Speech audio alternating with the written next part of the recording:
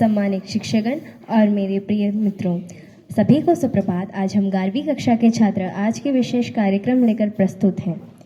आज हम यह अंतर्राष्ट्रीय हिंदी दिवस के पावन अवसर पर एकत्रित हुए हैं।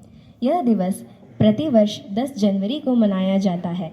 इसी दिन 1975 में नागपुर में आयोजित प्रथम विश्व हिंदी सम्मेलन ने हिंदी को अंतर्राष्ट्रीय मंच पर नया पहचान दिलाया।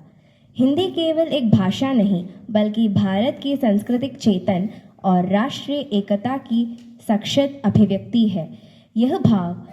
यह भाषा है जिसने देश की विविध भाषाओं और संस्कृतियों को जोड़ने का कार्य किया है। अब मैं कुछ महत्वपूर्ण तथ्य बताना चाहती हूँ।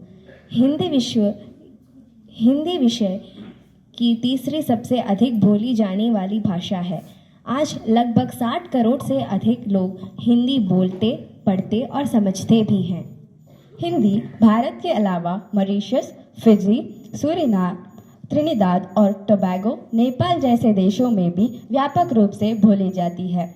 हिंदी देवनागरी लिपि में लिखी जाती है, जिसे वैज्ञानिक रूप से अत्यंत सटीक माना जाता है। अंतर्राष्ट्रीय स्तर पर हिंदी का बढ़ती स्वीकार्यता भारत के लिए गर्व का विषय है। संयुक्त राष्ट्र जैसे वैश्विक मंचों पर हिंदी में भाषण और संवाद होना यह सिद्ध करता है कि हिंदी अब वैश्विक संवाद की भाषा बनती जा रही है। हिंदी साहित्य ने हमें कबीर, तुलसीदास, प्रेमचंद, महादेवी वर्मा और निराला जैसे महान रचनाकार दिए, जिनकी रचनाएं आज भी सामाजिक चेतना और नैतिक मूल्यों को सुदृढ़ करती है। हिंदी ने स्वतंत्रता आंदोलन के दौरान जनसंचार और जनजागरण में भी ऐतिहासिक भूमिका निभाई। डिजिटल युग में हिंदी का महत्व और अधिक बढ़ गया है। आज internet, social media, e governance और ऑनलाइन शिक्षा में हिंदी का प्रयोग निरंतर बढ़ रहा है।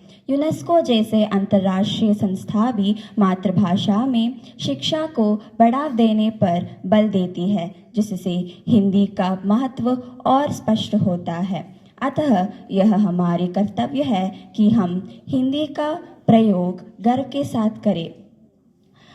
अंत में मैं यह बोलना चाहूँगी कि हिंदी हमारी पहचान है, हिंदी हमारी स्वाभिमान है। हिंदी से ही भारत का वैश्विक पहचान है। धन्यवाद। जय हिंद।